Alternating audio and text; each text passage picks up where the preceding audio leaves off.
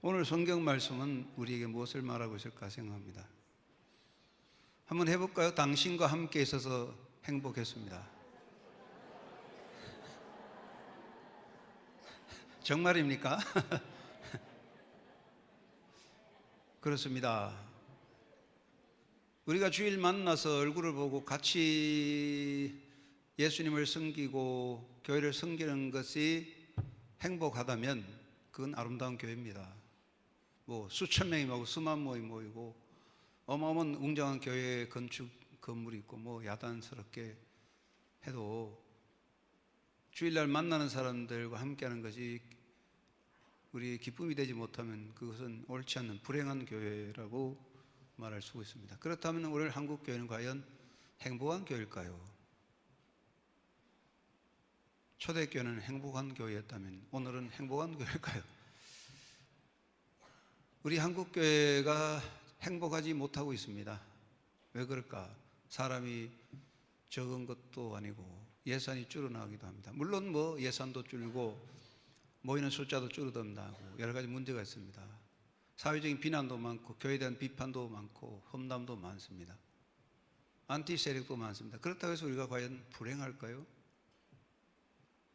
이보다 더 어려울 때에 초대교회는 누구라도 우리나라가 해방 이후에 가난하고 헐벗을 때에 우리는 행복했습니다.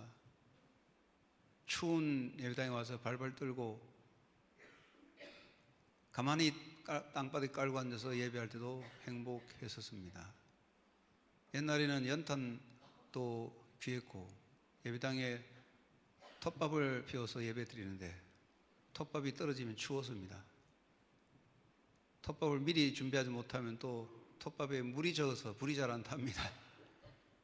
온 교회 연기에 가득해도 눈물 콧물 흘리면서도 크리스마스는 즐거웠습니다. 그런데 우리는 왜 지금 행복하지 못할까요? 그것은 하나님 탓일까요? 그것은 목사님 탓이죠. 그렇죠. 물론 이유가 있습니다. 그러나 그것은 우리가 같은 성도들끼리 함께하는 기쁨이 사라져가기 때문에 그런 것입니다. 오늘 사회 불행이 어디 있을까요? 2014년 세계적인 물질 문명 국가에서 왜 행복지수는 떨어질까요?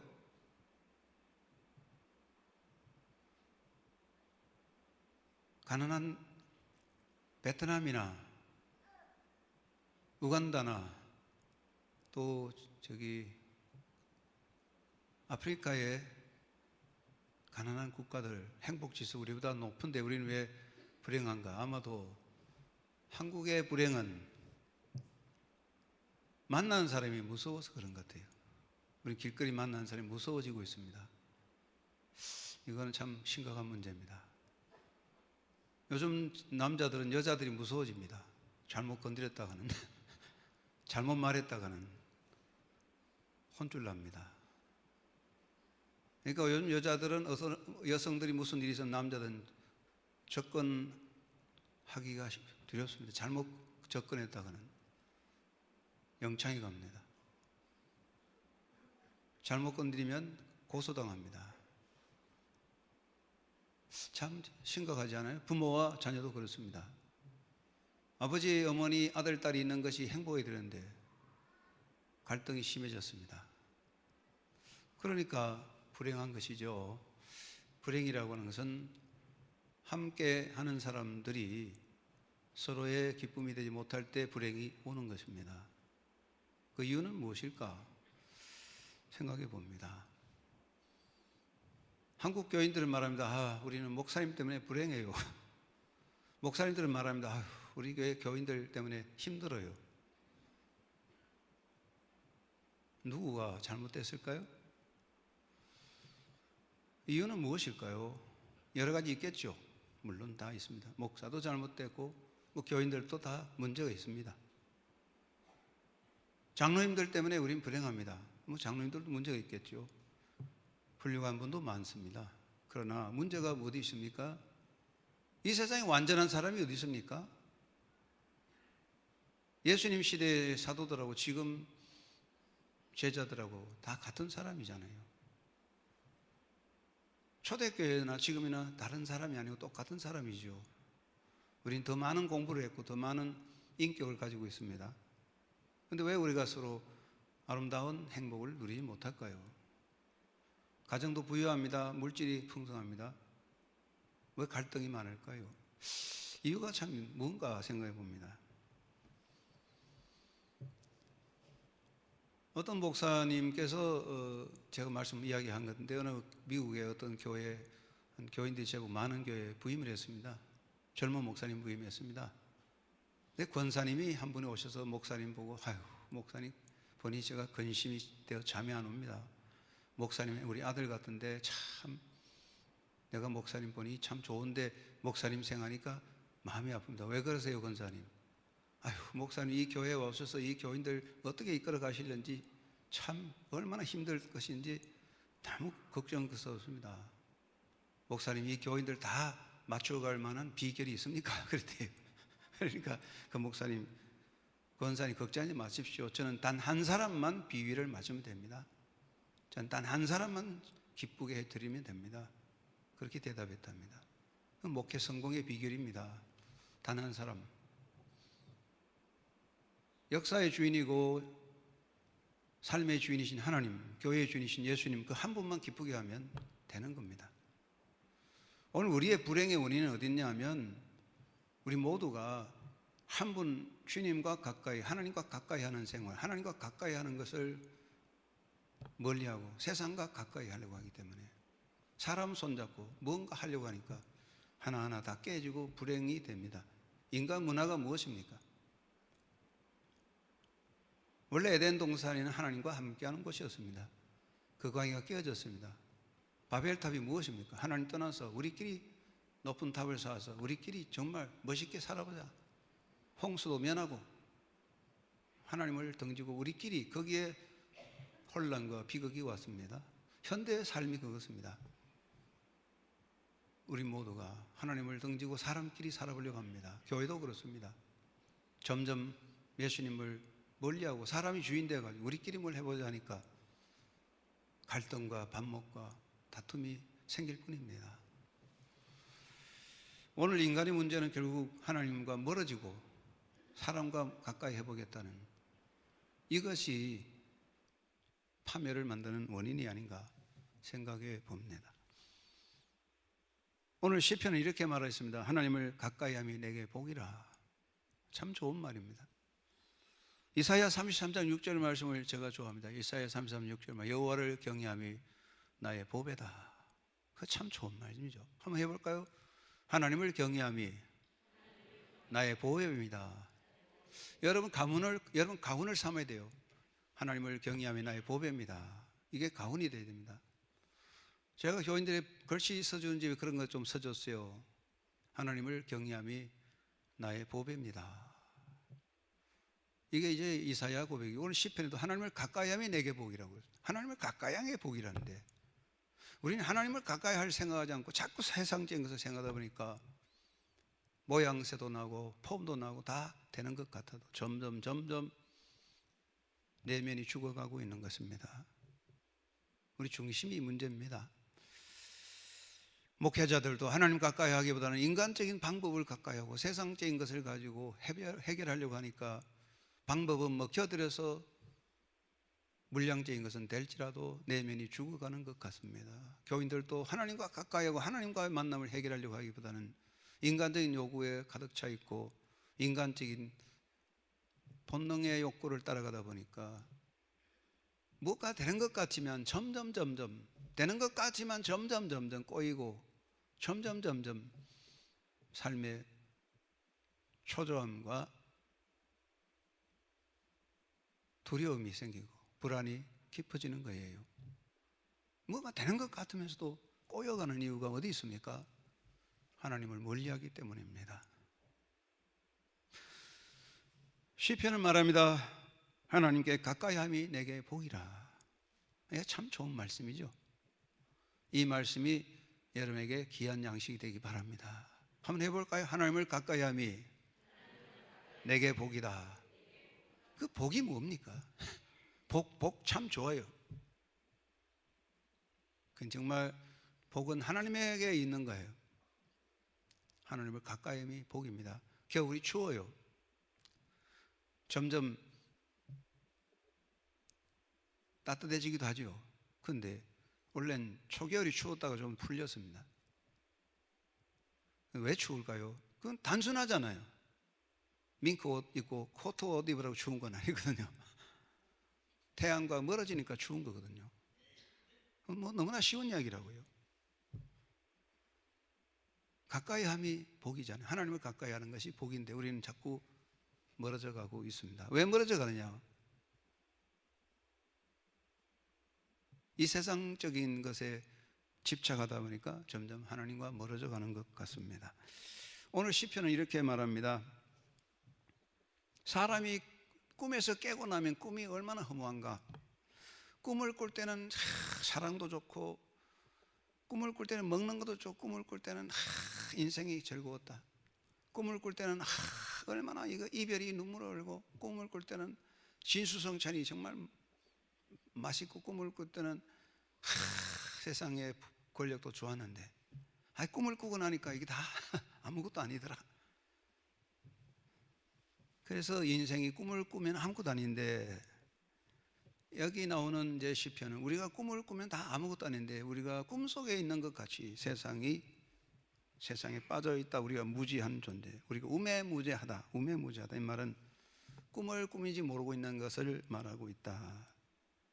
그러면서 이 시편에 하늘에 가나 땅에 가나 나의 주님은 오직 한 분이다. 하늘에 가도 하나님은 나의 주님, 땅에서도 나의 주님. 하늘에서는 주의 누가 내게 있으리요, 땅에서도 주밖에 내가 삼을 자가 없나이다. 이 시편이 참 아름다워요.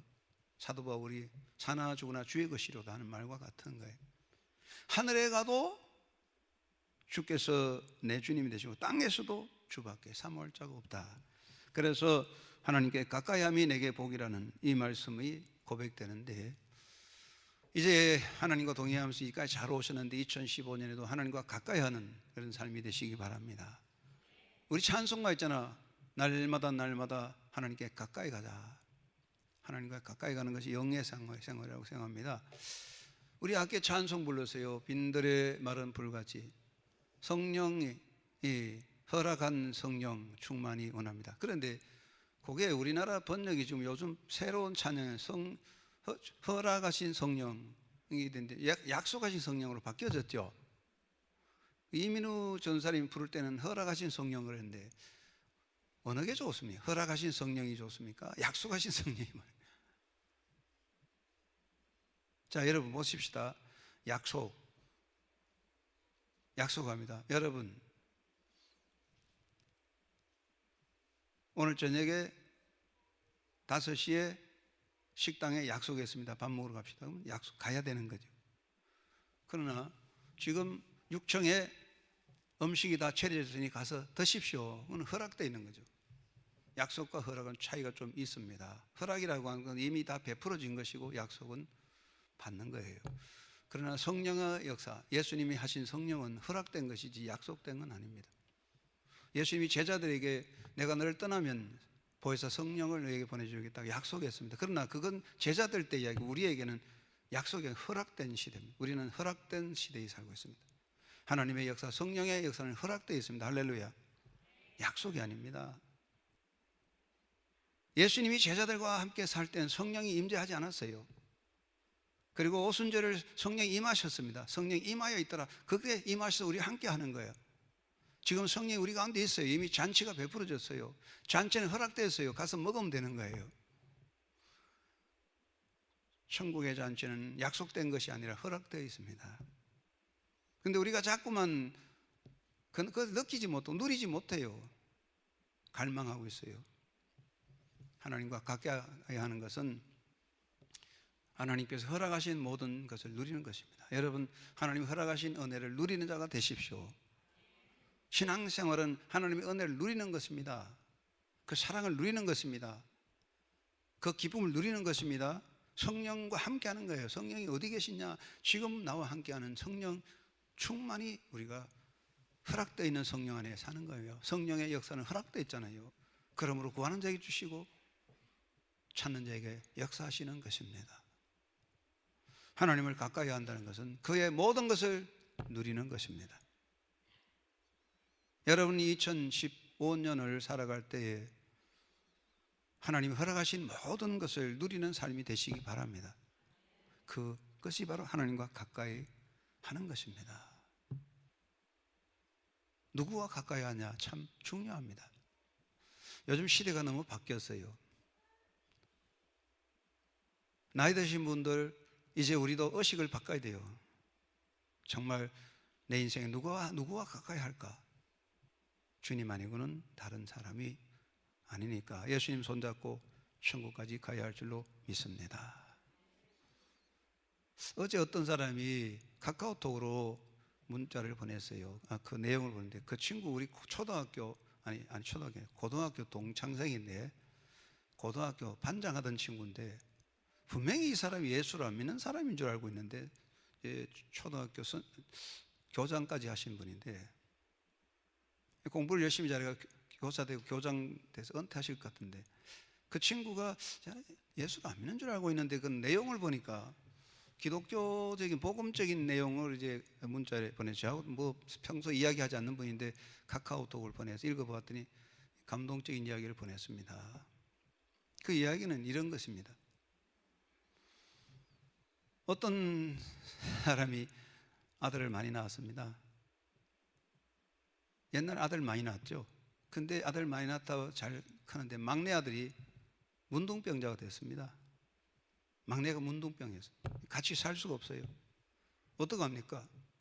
버릴 수도 없고. 그래서 저 남쪽에 가서 지금은 손양원 순교관이 있는 여기 애양원 있지만 옛날에 소록도라고 해서 나병 환자 수용소가 따로 있었죠. 그래서 아버지가 아들 데리고 나병 환자 수용소로 갔습니다. 가다가 아버지가 너무너무 마음 아파 그 문둥병 된 아들 보니 너무너무 힘들어. 그 아들을 죽이고 자기도 죽으려고 그랬어요. 그런데 나병 환자든 아들 향해 돌을 던져도 돌이 어긋나서 안 맞더래. 그런데 나병 든 아들이 아버지에게 아버지 내가 나병 환자 됐지 아버지는 병자가 아니니까 아버지가 왜 죽으려고 하냐. 아버지는 가셔서 잘 사십시오. 나는 여기서 내 인생을 살겠습니다.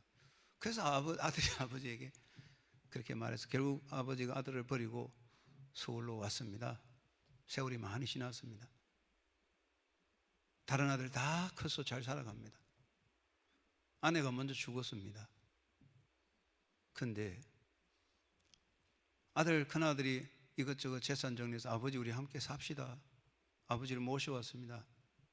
자식들이 많습니다. 그런데 도저히 자식하고 아들하고 사니까 눈치가 봅니다. 마음이 편하지 못합니다. 그래서 어디로 갔을까요? 이 아버지는 저 남쪽으로 갔습니다. 거기 가서 지금 애양원 거기 가서 이제 목사님 찾아갔어요. 여기 이런 사람이 있느냐 좀 찾아달라. 근데 그 아들이 이제 음성나환자가 됐죠.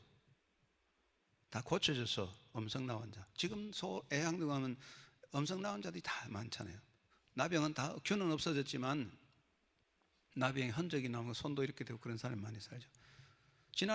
거지날 우리 교회 목사님 오셔서 이상봉 목사님 오셔서 그 이야기 했었잖아요. 그곳에 갔습니다. 아들이 있는데 이 아들이 다 고쳐서 음성나환자가 됐어요.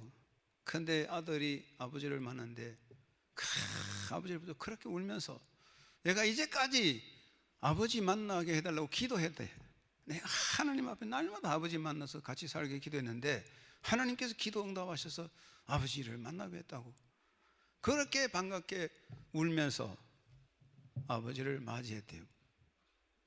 그래서 그 아버지가 그 음성나환자 됐지만 그 아들하고 같이 산다는 그런 감동적인 이야기가 나왔어요. 그 이야기를 들어보면서 자, 이게 정말 우리가 누구와 함께 살아야 될까 생각하지 않을 수 없어요.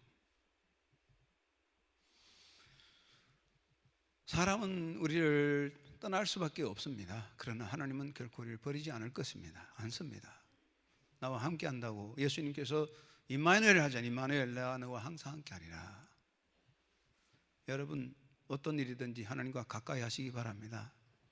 자꾸 하나님 곁으로 도망가려고 하지 마세요.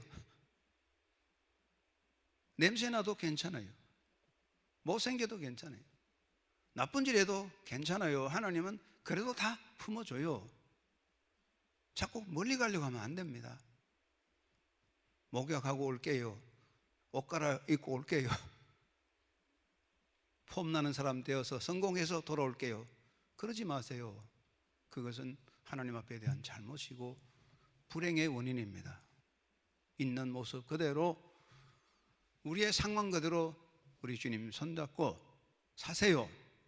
성경 말합니다. 하나님께 가까이함이 내게 복이라. 하나님과 가까이하는 행복자 되시기 바랍니다. 하나님과 가까이하는 영적인 평화와 기쁨이 여러분의 삶에 항상 충만하시기를 바랍니다. 하나님 아버지 감사합니다. 하나님과 가까이하는 것이 복이라고 했지만, 여호와를 경외함이 나의 보배라고 했지만, 우리는 그것을 삶을 통하여 고백하고 체험하지 못하고 자꾸만 도망가 버리는 사람이 되었음을 고백합니다. 우리의 삶 속에 정말 하나님을 가까이하고 예수님을 모시는 그런 영적인 삶으로 변화되게 하옵소서. 2015년도 새로운 시대가 열릴 때에 이제까지 인도하신 주님께 감사하고 2014년 함께 하신 주님께 감사하고 남은 생에도 주님 손잡고 우리가 가는 그날까지 주님 안에서 승리하는 성도의 삶이 되도록 역사하여 주옵소서. 젊은이는 젊은이대로, 나이 든 사람 나이 든 사람들 모두가 주님 안에서 새로운 비전을 가지고 하나님의 영광을 이룰 수 있도록 사용하여 주시옵소서. 하나님 때문에 우리 모두 행복하며 하나님 때문에 우리 모두 함께하는 것이 즐거운 영의 삶으로 충만하게 하옵소서. 예수님의 이름으로 기도드리옵나이다. 아멘.